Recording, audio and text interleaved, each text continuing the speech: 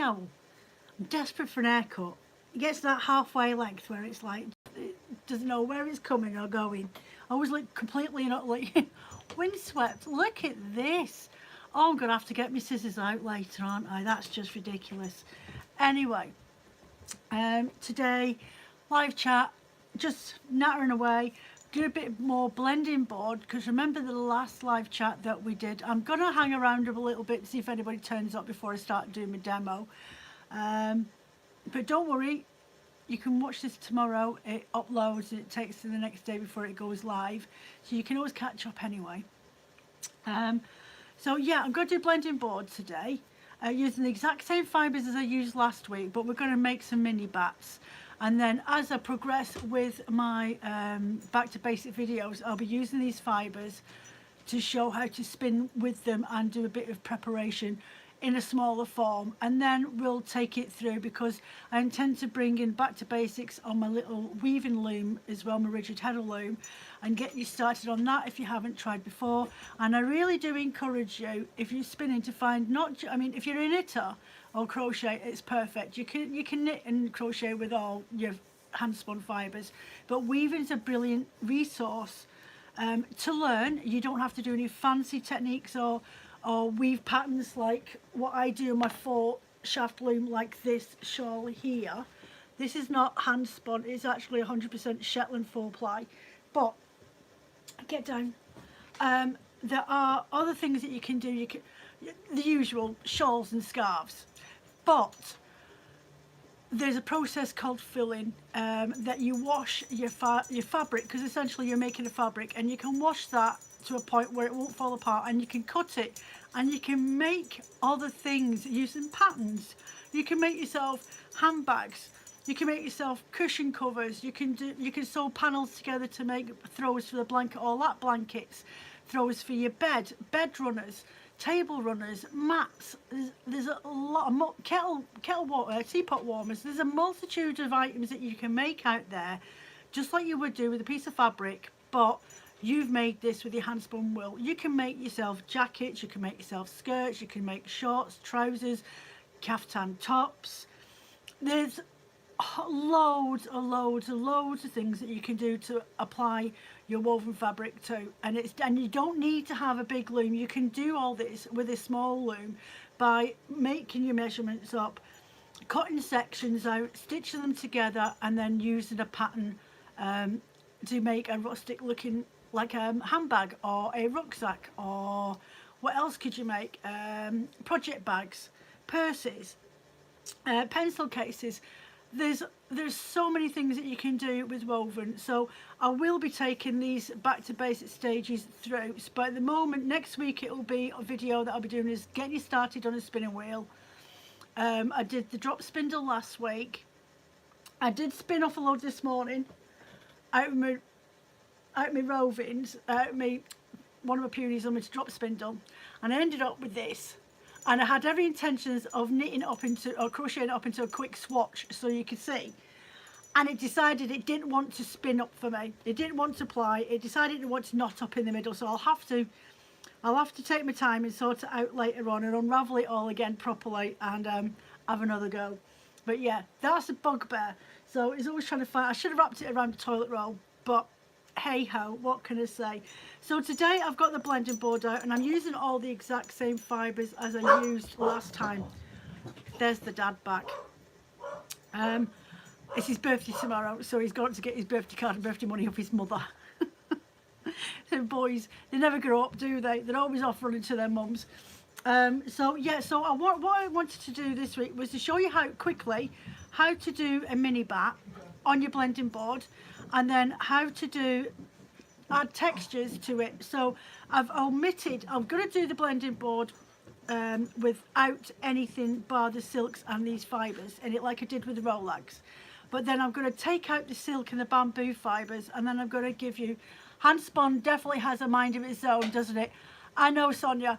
It's, you know, I usually just wrap it around my hand, and it usually just spins out fine, but I think what it was is I wound it too tight around my hand, so there was no room inside the middle of the centre pull ball for me to actually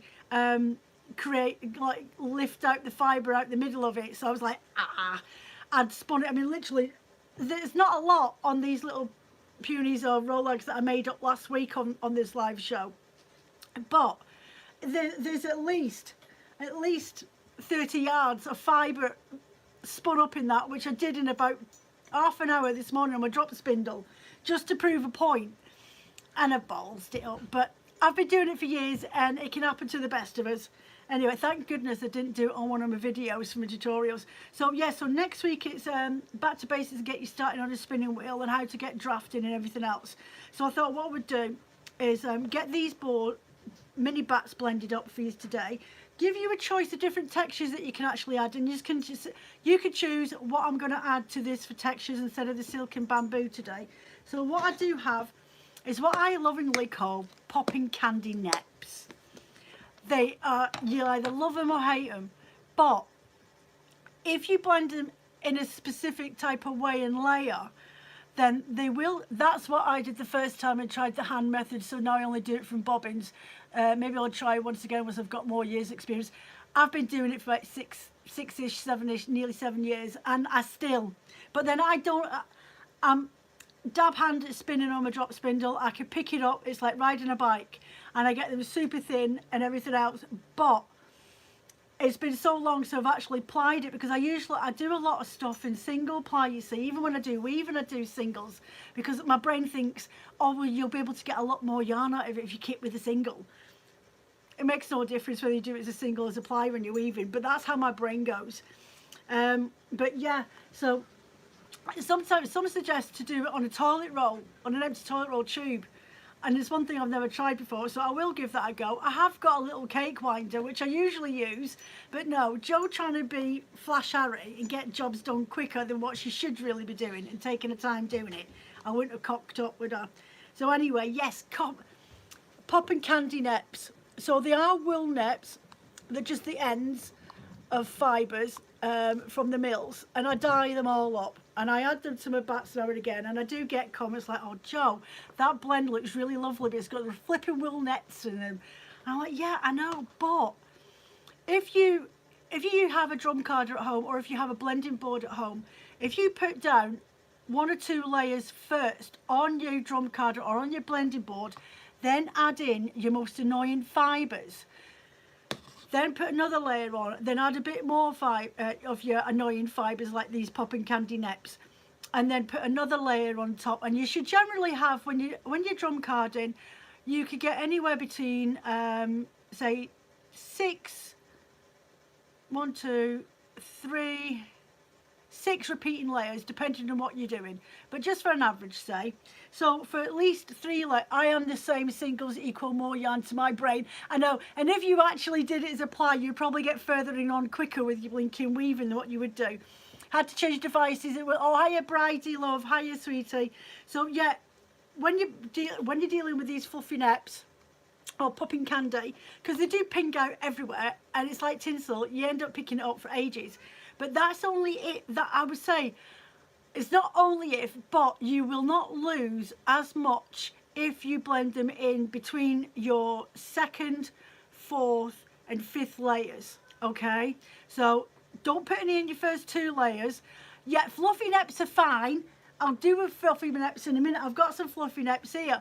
But if you're using popping candy and that sort of thing that does flick out everywhere, and you put them in this, after you put the 2nd layer down on your drum card or on your blended board, then add in your neps, then put another layer on the top, and then put in a couple more little neps, and then another layer. And don't overdo it, but what you'll find is once you've took it off and you start to spin with it, those little popping candy neps start to get trapped inside the layers that they're entangled in.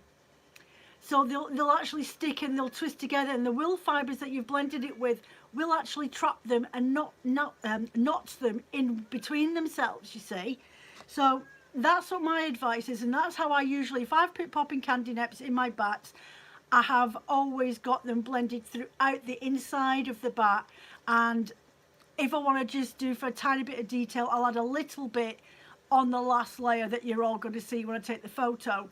Those ones I would not think that they would stay in the blend, unless you like to make roll-lags out art bats once you've bought them, because some people that I know and some of my customers actually do that anyway.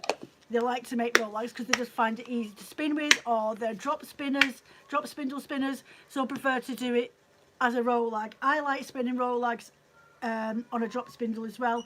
It's definitely a lot nicer and has a better tension to it as well. Alternatively, you have sari silk. Now sari silk, you can put this on any layer, to be fair. It has got textures in there, but only ever so subtly. Okay, so you've got sari silk, really nice to use. Then you have these. Now these are offcuts of wool and felt pieces. So, and these are what I use if I'm doing a au naturel range of art bats and I want it to have a tweedy look about it. And again, these ones I wouldn't put in the first sole layer. I would wait till the second layer's gone down, then start adding these. And as I say, the wool, there looks like pieces of felt in there as well. It's actually really old, and it could probably do with getting put in the bin, this anyway. I've had this for ages, but I just kept it as an example so you could see what it was that I was on about for a variety of different type of textures.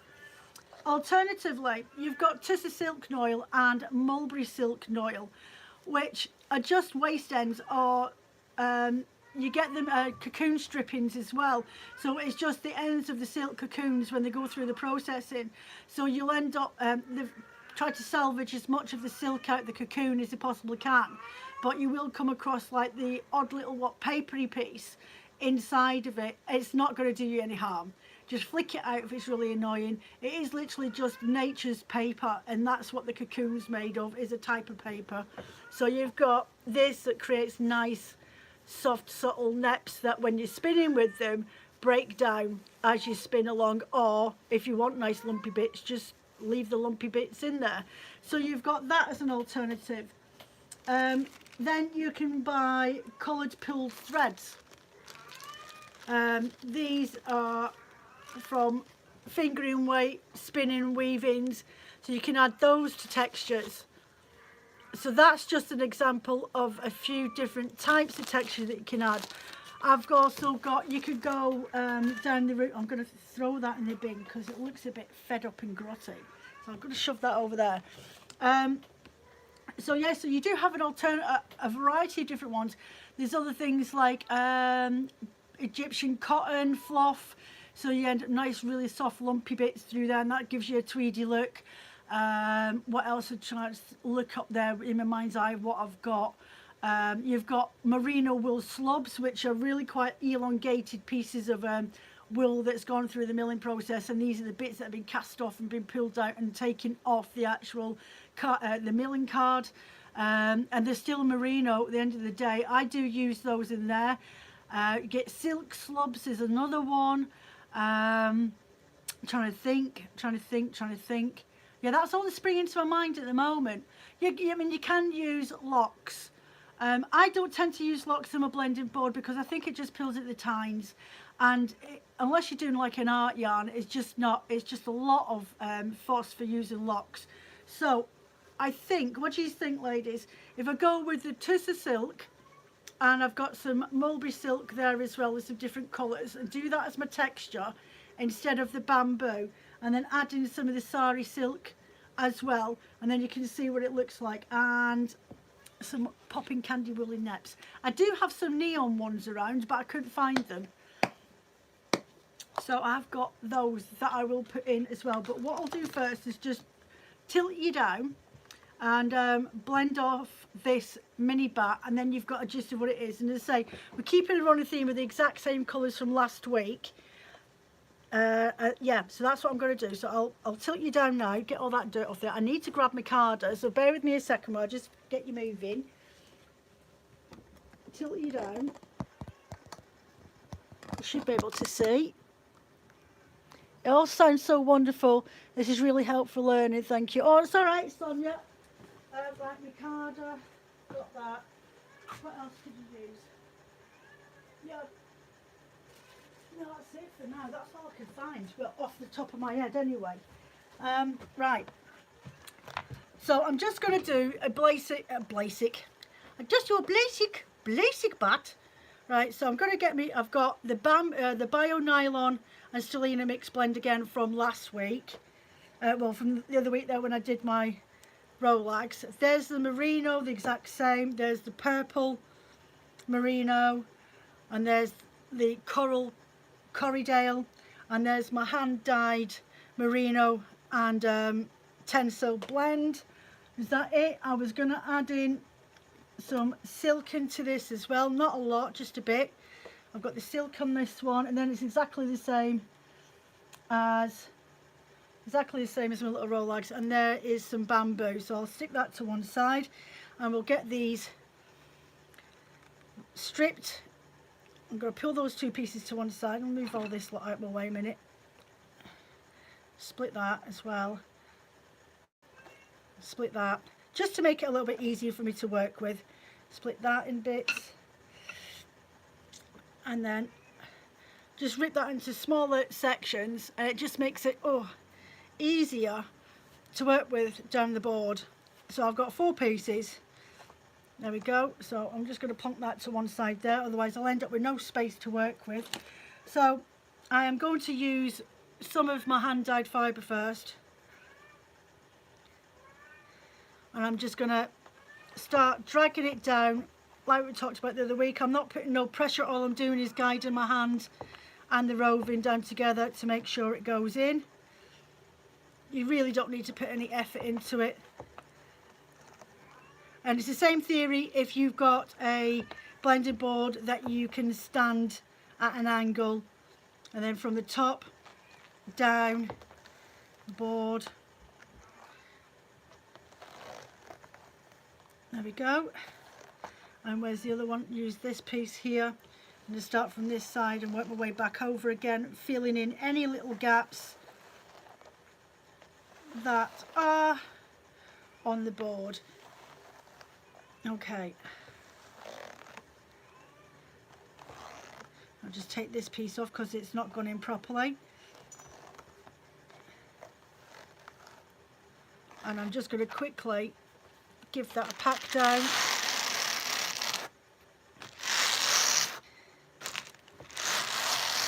There we go. Now get my coloured fibres. So last time I did this, didn't I? I did with the coral, going into the blue, or going into purple, going into blue. So I'll do the exact same sequence again. I have a very noisy cat that's driving me to distraction. She's on Queenie and she's in this room and she shouldn't be. She keeps sitting on the computer. No, you need to go out, noisy. Kitten, the cat's on heat. Let's call her the kitten because she looks like a flipping kitten. But she'll be 5 years old this year. And poor old Scardy doesn't know what's hit her because Cricket likes to rub herself up against the dogs. And thankfully, I was thinking, well, thank goodness it's not me anymore, because she started harassing Scardy. And Scardy's got no idea what's going on with this flipping whinging, moaning Myrtle cat, rubbing herself up against it every 5 minutes. It's driving us all potty. We've got a week of this left to go yet. So I'm just adding in my bamboo. There we go, a little bit of that. I'm not going to do too much. And then my mulberry silk, add some of that in there. This is really, really fly away, the mulberry silk. So you don't need a lot of it, because you will find it pop through on its own in sections on your spinning.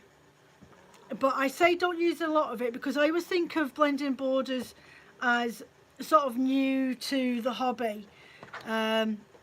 I know there's people out there that have been using blending board for ages, but I always think that less is more, especially when you're first learning to do drop spindling, because it's quite a silky, slippery fibre to work with. Okay, so that's that done. I've just got to stick on some of my Bio Stellina all the way along. Put that in there. It's all crumpling up to static. There we go. And this is really, really easy.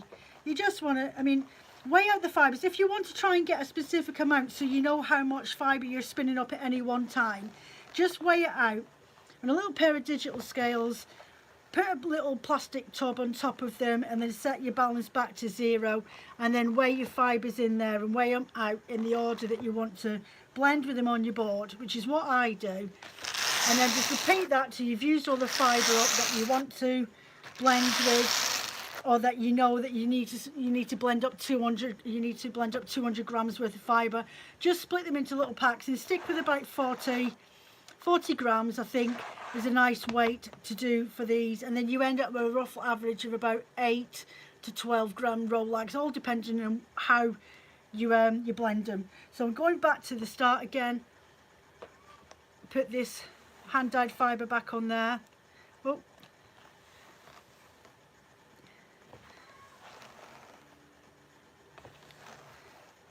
There we go. And I'm just going to repeat exactly what I did the first time round. I've got quite a good tufty bit here. I'm going to put that on there. I'm going to pack that in.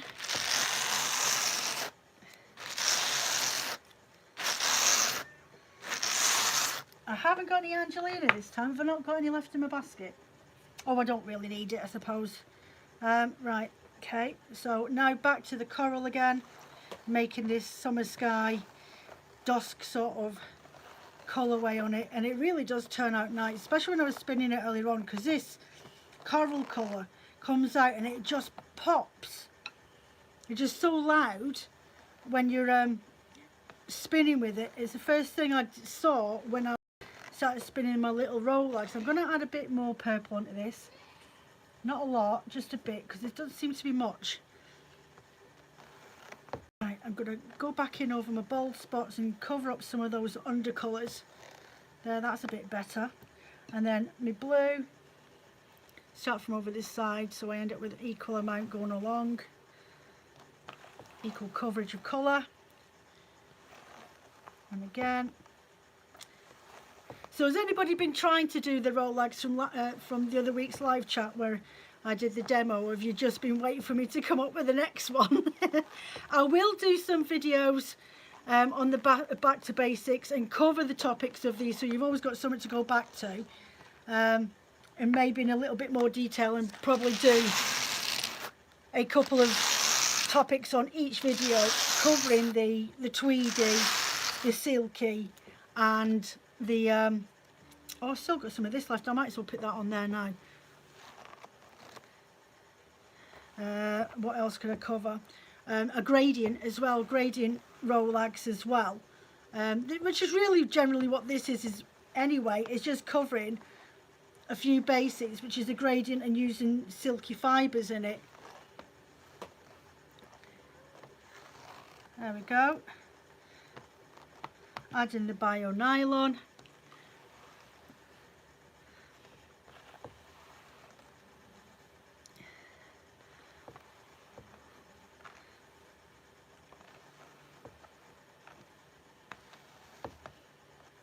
That's looking good.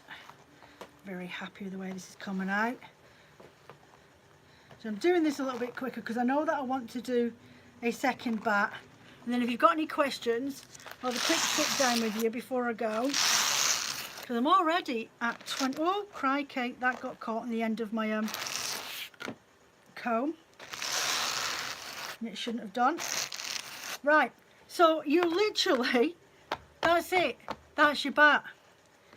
So literally just grab the ends with your hand. I've got a piece here that's just sticking now. And just with your hands, just ever so gently, just peel it off. There you have one dinky batt. It's as simple as that. I mean, it's never going to be as thoroughly carded as you would get if you were using a drum carder, but if you don't want to use roll-lags because it takes so much time, make yourself up some mini batts. That's it. That's as simple as that. That's as easy peasy, all done. Roll it up, put a piece of string around it until you're ready to work with it so you don't lose its structure, and then you just spin straight from that. But as I say, I will show you how to prep different types of batts as we go along throughout the rest of this year, and that'll be what the themes are about. The themes will be covering different topics about different ways to do things and how to get started. And yeah, I mean, I've already got all these videos. That's so pretty, you make it look so easy. Sonia, it is really easy. You saw what I did. I literally just pulled it off the blending board. And you don't even have to go willy-nilly about thinking about how the colours go too much. Just do the colours that you love and then see how it goes. And that's it, and it spins off differently. I mean, you can spin that from corner to corner the way it is. You could, alternatively, roll it up lengthways and then spin it like a giant roll lag, and then it'll come up there because the fiber's going in that direction, so that's the direction you want to spin it from. I wouldn't do that personally because I think you would lose a lot of it. Alternatively, and there are videos where I've shown how to do different types of preparation, you definitely need to get your blending board. Make one like I've made one. I mean, the most expensive bit of it is the actual cloth. The cloth's the most expensive piece. That's like £49 out of my local wool supplier. I say my local is in Yorkshire, but Wingham will sell these. But you can, I paid 10 quid for the chopping board that it sits underneath as well. So I mean, I saved myself, I would say, about 60 quid making my own in comparison to buying a brand name one. I mean, there's all sorts of different ways you can prep them. You can strip them into different, like 1.5 to 2 inch long sections, strip that all the way down to the bottom, do the same with there, and another, and another, and another, and another, and then mess around with it, do the colours that you want to spin it in so you end up with a gradient single. Or you could split the batt straight down the middle if it was two different colours, and then spin them one off on each other. You never even thought about making your own before? Oh, I mention it all the time in all my videos where I'm on about my blending board. I've always said do it yourself. If you look back on this on my last live chat, not last week, the week before, I'm doing these in between the videos so that I can go into a bit more detail if possible, just to keep it a running theme with my chats. Otherwise, I just waffle about everything and anything and put the world to rights, and it gets a bit boring. So yeah. That's it, there you go, there's one little mini batt. Look at the colours in those. And that's all you need to do, love. It's as easy as making a cup of tea. And that's it. I mean, as I say, there's not any real structure to it. It will fall apart quite easily, unless you just tie it up and just stick it to one side, or pack it in a little knitting bag or whatever until you've got them all made up to the ones you want. Right, so I'll put that one to one side for now, and we will get on with doing a little bit of texture. So I'm going to split this again, this one, put that to one side. I'm not going to use the silken bamboo this time, and I want 4 pieces. 1, 2, 3, 4, there we go. So there's my 4 pieces. There's my purple merino, my Corriedale coral coloured again, and my blue merino, and my bio nylon. So I've got a piece here and another piece. Oh, that one's a bit thicker. I'll stick with this piece here, my bio nylon, put in there, and I'm going to use some tussar silk for my textures. So I'm just going to break that up a little bit. Can you hear that papery noise? But it's so soft. It really is soft fibre. And then I'm going to use popping candy because there is some blue in this, so I can get away with using some of my popping candy woolly neps in there. And I will also try and incorporate some of this really subtle sari silk noil in there as well, that does have a touch, ever so touch of texture when you're spinning with it. So I'll quickly go on with this, and I'll get on with it, and then we can sit down and have a quick nap. And if you've got any questions you want to ask me, then we can cover that in a bit, because we're at, there we go, half an hour. I knew it'd be a bit quicker doing these ones. Right, that wouldn't behave yourselves on the top. Now go in there and behave. There you go.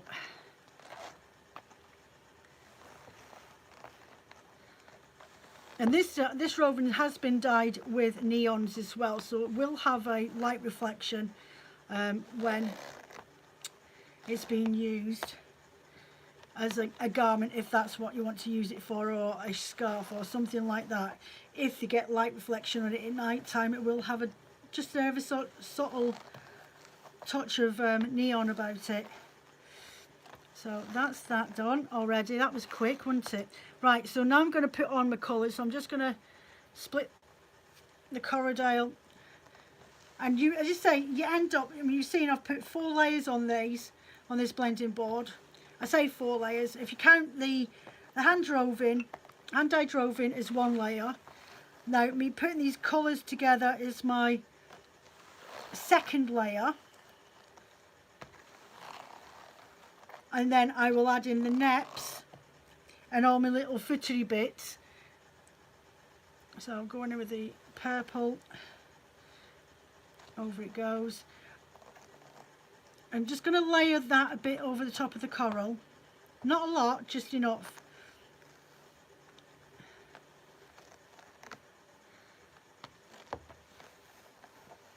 Drag that down across my needles and my tines so that it stays in place. There we go.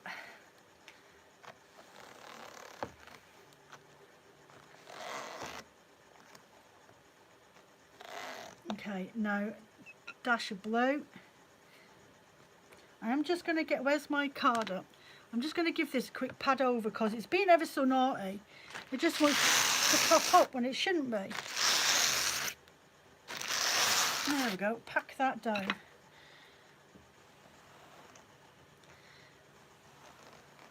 Lovely colours of the night sky going in there. Right. There we go. So I'm going to add in on this layer some of my tussar silk, and I'm going to put my because I've got 3 different textures. I'm going to add them in at different layers so I don't overface myself with lots and lots of texture, because you can quite easily put all the popping nets on every single layer and then you're like, that's just a bit much. So to break up that, I'm just going to add in some of these and a little bit up here and a bit more down here. Right, then I'm going to pack that bit down. There we go. And another reason as to why I don't put my nets on or any textures onto my first layer is because, or before I put any wool on here, is because the fibres will actually stick inside the tines, and believe me, it's a nightmare to clean out your blending board with those little bits of wool trapped inside, even if I'm using tussar silk. So I always try and save it to my second layer before I start adding any textures to these, as well as the fact it helps with spinning up the fibres without losing lots of the fibre that you're adding in. So the next piece is my my bio nylon with the stellina in it. Okay.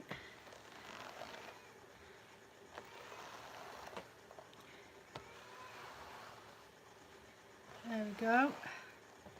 That's looking good. There we go. Just filling these gaps here a bit.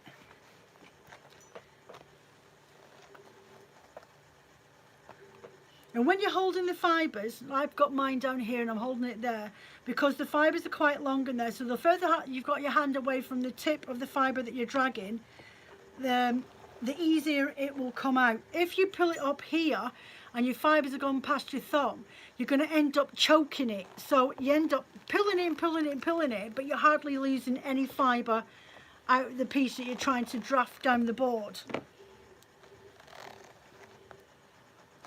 There we go. So I'm going to pack that down again. There we go. And I'm going to add in some little woolly neps. I'm not going to go mental. Joe, you are not going mental. Just put a little bit. There we go. Just put little bits in, not a lot.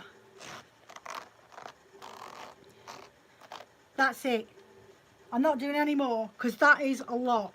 That is a lot of woolly net going in to your bat in sections. And that's exactly what I would do if I was doing these as roll lags or ponies as well. I would put them in the exact same sort of way, because when you're drafting on the roll lag, when you're spinning with it, whether it's a drop spindle or a spinning wheel, these will come out in their own time. But because this is a mini bat, I'm going to end up with lots of them, lots of these little puddles, these groupings in more or less the same place until you prep the bat for whichever way you want to spin it. Okay, so I'm going to go back in with this.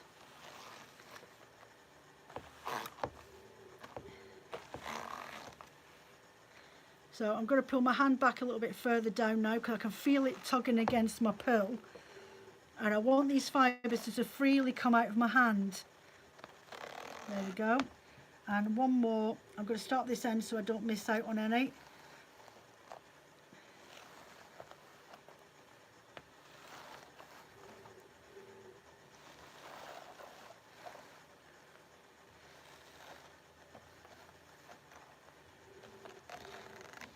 There we go. That'll do. Pack that down. Oh.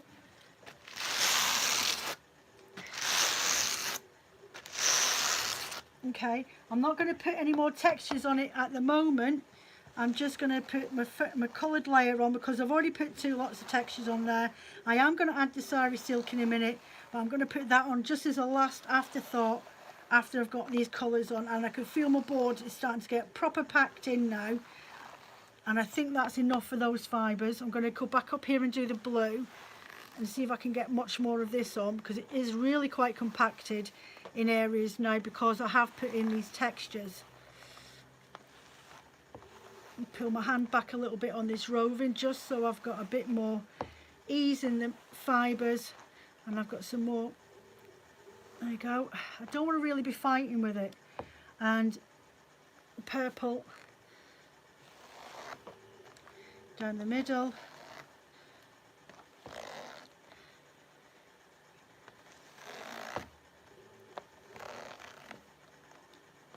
Right, I'm going to card it again. What did I do with my card? Did I put it there?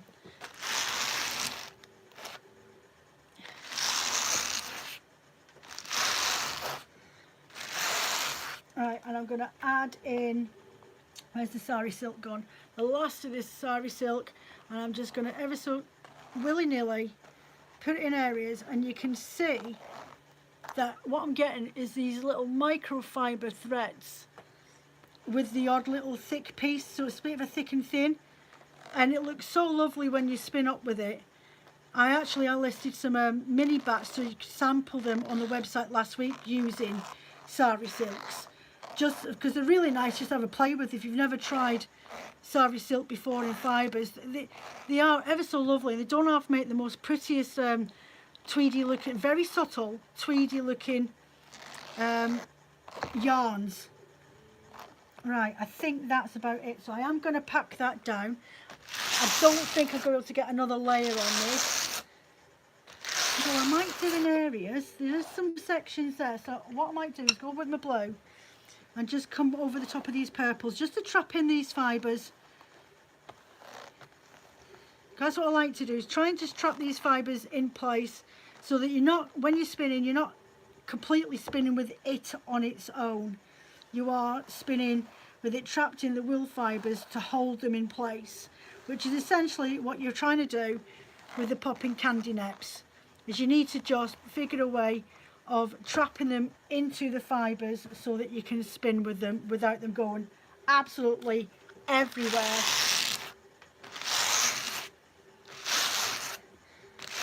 There we go, and once again just lift up your ends and just ever so gently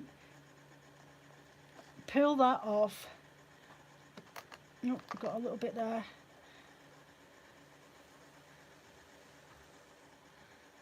And there you have another bat, but inside is all your neps and all your fibres all stuck in there waiting to pop out.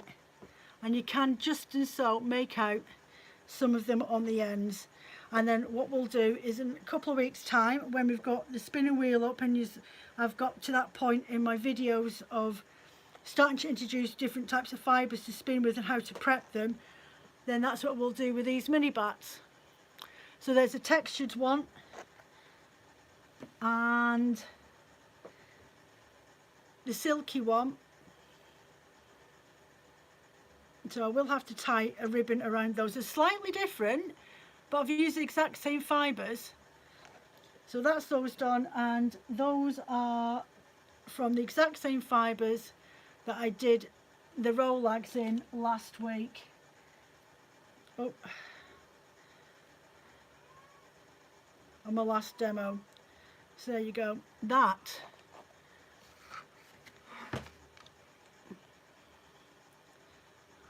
not even 100 grams of fibre, to be fair. I think I worked out that I had about, I would say, what's my scales? No, I would say each of those batts, they've got to be about 30 grams each maybe, or 40 grams. Let me just take this wheel out of here. Move me cold coffee out of the way. I've always got a cold cup of coffee. Right, let's balance that back to 0. So the one I've just done with the neps, 37 grams. So that's 37 grams. And then the other one is 31. So yeah. So those, I mean, they're only about 8-9 grams each. 5 grams for that one. 9 grams for that one. But this is, I'm not doing these for selling anyway, so I don't need to be weight perfect. This is just for me for doing demos. So I'm not really fussed about the weights of those. But you'll be surprised how much yardage you can get spun out of one of these little yards. These little Rolex. Honestly, something and not, I mean, 2 of those could be enough just to do. Thank you, this is so helpful. I've only bought in batts and rovings. So see how it make them next. Yeah. Well, that's, I used to sell Rolex all the time when I first started out. Rolex with mini batts. But my customers were asking me for larger batts, and by that point I'd managed to save up enough to get a drum carder. So that's what I do now, is I spin up batts. But there's loads of different ways that you can prep your batt to get different types of effects.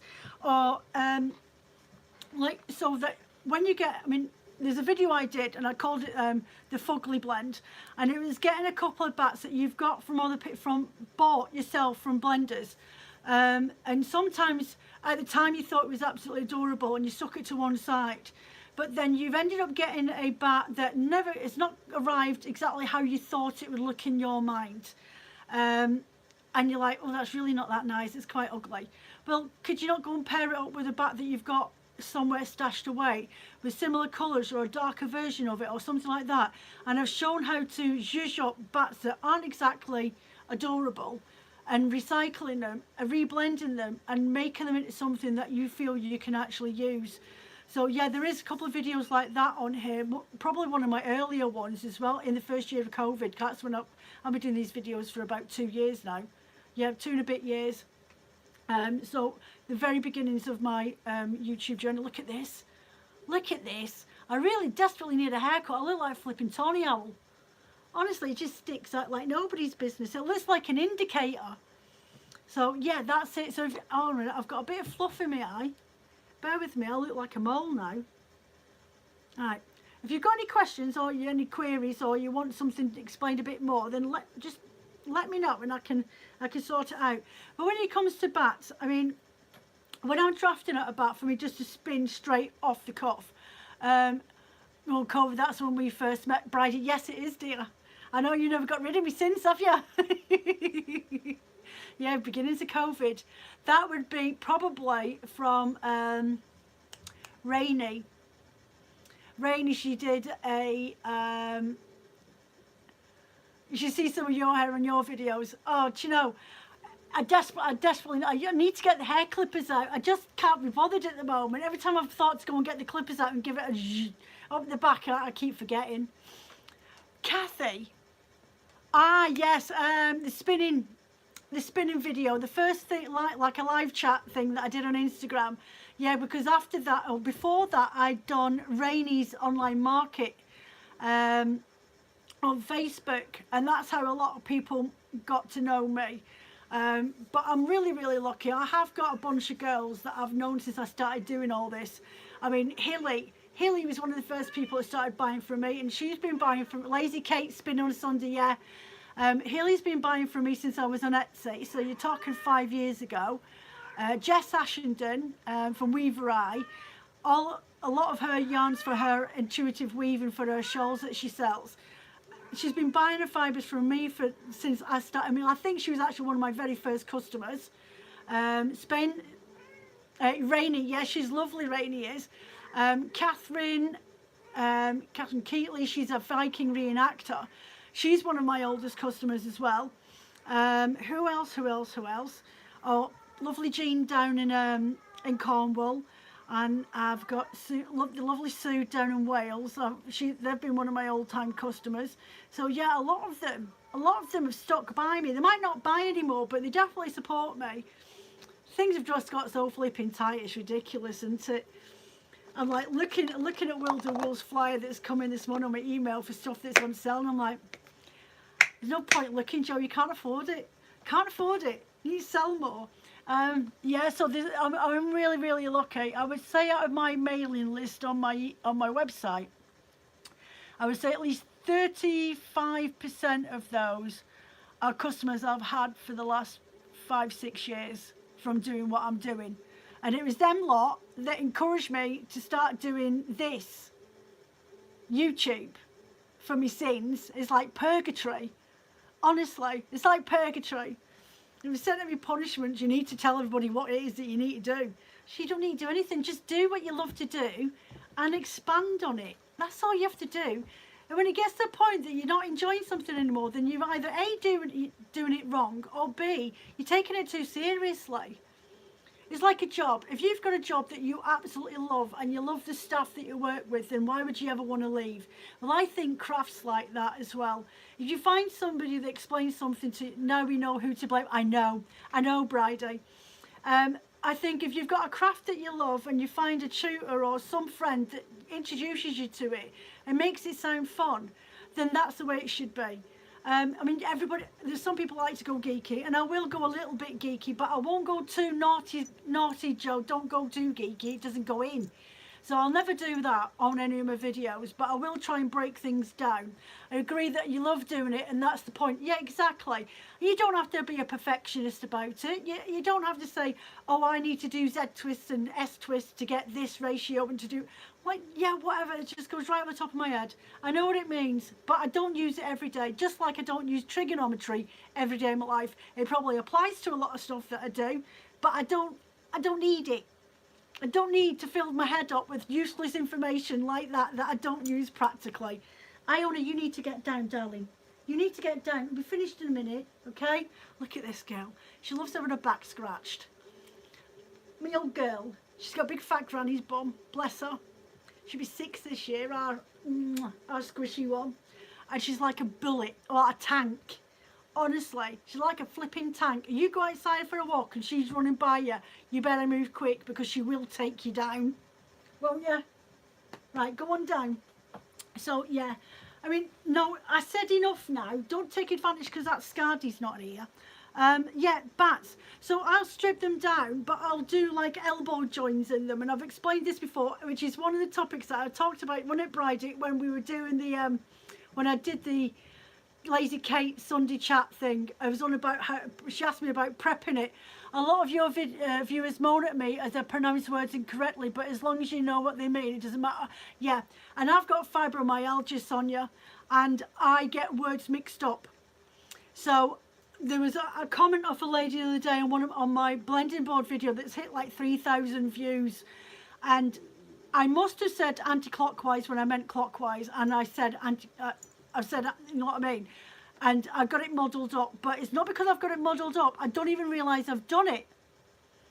Yeah, so my brain doesn't work properly. If I change a subject in a conversation or somebody's changed a subject in a conversation I'm having, my brain has to like literally hunker down on the gears and change settings, and I can't quite get there as quick as I used to. Believe it or not, I used to be seriously witty, very, very witty, seriously sarcastic from working in kitchens and bars. And now my brain, it takes a millisecond less time now, or more time now than it used to for me to catch up with people. So there are times when people are like, oh, you should have said Z instead of S for that twist. I'm like, do you know what? You come and do this and you explain it to everybody. And I have gone back and redone the videos. You know more, the more you practice, the more you know your fibres. Yeah, exactly. I know my fibres. I know how to blend them. I know what works and what doesn't work. And in comparison to some people that do this for a living, they might know more than me on certain topics, but I probably know more than them on other topics, because some people are just doing it because they've got extra fibres put to one side, whereas I'm doing this as a business. This is my job, and I have people that do actually contact me for information. They might not necessarily be buying anything, but they'll say, oh, such and such told me to reach out to you. Can you advise me on this, that and the other? You won't buy anything. You give them all the information that they need, and they just bugger off. And you don't see hiding a hair of them again. Just an email saying, oh, thanks very much for that. I went and ended up buying something from somebody else. I'm like, thanks. I've just given you all this information and links to research, and you've gone off and bought elsewhere. But that's just it. That's it. They couldn't have got the information from that person, but they came to me for it instead.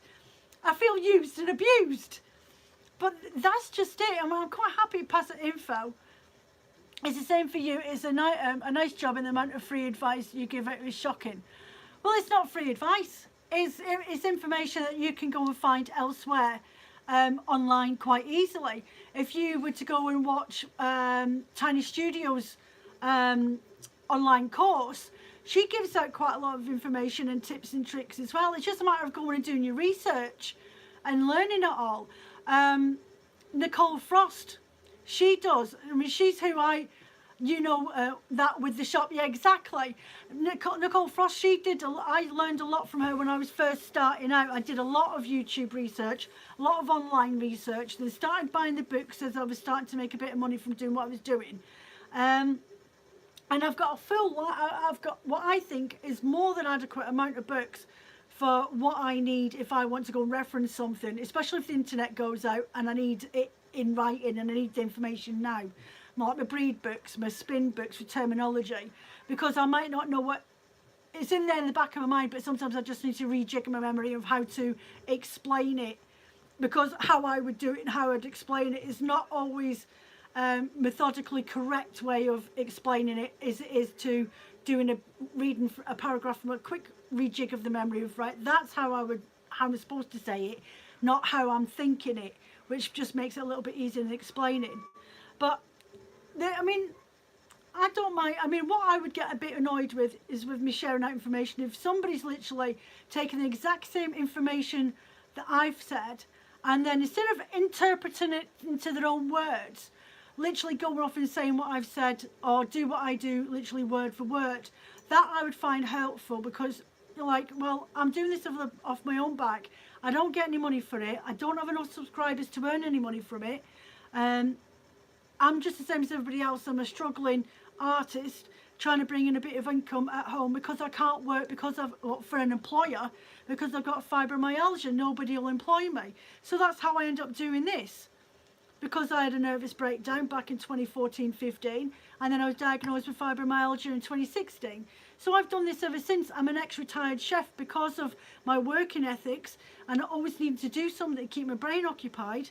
This is why I do what I do, and that's why I do share what I do, because I've always been a teacher, I've always been an instructor. I've actually got qualifications in coaching and fitness instructors as well. I'm a qualified coach for that as well.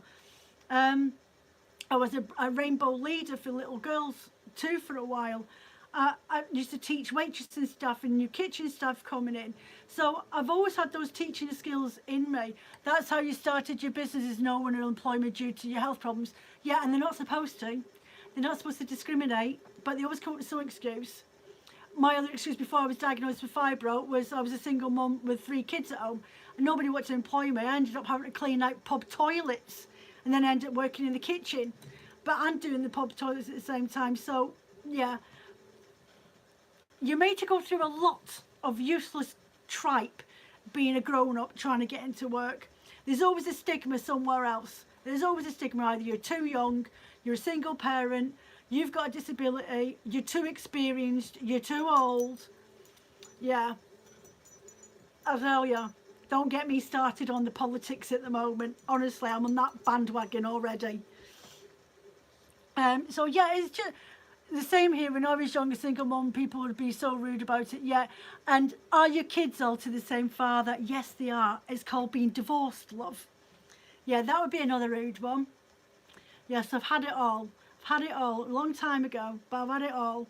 My kids are all grown up now. I think my youngest one's 22. Yeah, no, 21. Charlie's 21. My middle one's got 2 kids. He's only 23. I just turned 23 and he's got 2 kiddies. You love that answer. Yeah. Yeah. And then my eldest one, he literally turned 28 on Monday. And they all live in Scotland. And I don't really get to see them much. So yeah, it's one of you either want to share or you don't want to share. There are a few of us out there that are happy to share and want to educate and want to keep. It's about bringing in new people, even if they happen chance come across videos on YouTube, which is what happened to me. I've always crocheted, I've always done tapestry, I've always done embroidery ever since I was a kid, or since I was a teenager. And I just came across a video one day about spinning, and that was it. I was intrigued, and I must have watched every single video on spinning, laid up on the sofa feeling sorry for myself with chronic IBS and not be able to leave the house for about 2 weeks at a time until it settled. And I'd have this dog under the blanket, sat there crocheting and just completely binge watching every single spinning video I could find on YouTube. And then I would rewatch them, and I would rewatch them until it sunk in my brain what it was I needed to do. And then I started off on a drop spindle, and that's exactly how I did it. And then my stash became too much for me, and I ended up selling it. And then I got into learning how to dye and experimenting, and my God, did I have some disasters. I have had some disasters in dyeing, and I've still got remnants of that wool in these cupboards. I won't part with it. That's just a reminder of don't be so flipping stupid, Joe. Don't dye like that ever again. So yeah, I've had my disasters. I've experimented with the natural dyeing, which I do want to get into at some point, and I might start doing that. But I've got to get my plants in the ground. I was out bulbing yesterday. YouTube is all answers. You learn so many crafts from it, and people tell me I need to pick one. No, don't just pick one. I am, as I've always said, I'm a jack of trades, master of none. And I like that. I always say that because I can dabble in everything. And in the business that I'm in, I can felt, though I'm not a perfectionist. I'm not a master at felting, but I know how to felt. I know how to needle felt. I know how to wet felt. I know how to do needle felting. So if I get a customer that comes up to me asking me, oh, I'm a bit confused, what fibres on your website can I buy? Because this is what I want it for. And then that way I know exactly what it is that they need. So that's why you need to be a jack of all trades, master of none when it comes to fibre crafts if you're selling. Because there's no point you selling to somebody if you don't even know how to spin the fibre. What's the point? Are you just doing it because you think it's pretty and you like the look of it and you can do it? Well, I'm sorry. I think that you need to be able to dabble in a bit of everything. You don't have to be a perfection at it, but a dabble at everything. And then that way you've got the education that new crafter or that person who's been doing it for ages but wants to experiment a little bit, then they know then have the confidence for you to say, right, this is what you need to use, but I'll do it in this because I think that one's going to be a lot more better for you to use as a fibre than this one, because this one works up in such a way that it makes it hairy or halo or whatever. And that's what's really important, and that's what a lot of people don't know that do what I do for a business. You need to know a lot more of the bigger picture than just pinpoint at what it is that I'm doing now, which is these. You need to know more, like weaving. I get asked questions all the time about how to weave a hand spun wool, and there's different methods and different preparations of the fibres and how to spin it. Like if you do, I think if I remember rightly, it's a Z weft for your warp and an S weft for your weft as singles, and then once you weave it and take it off, it ends up with slightly stretchiness to it, so you can use it actually for fabric or sew it into hats or caps or whatever. There's different ways of doing things.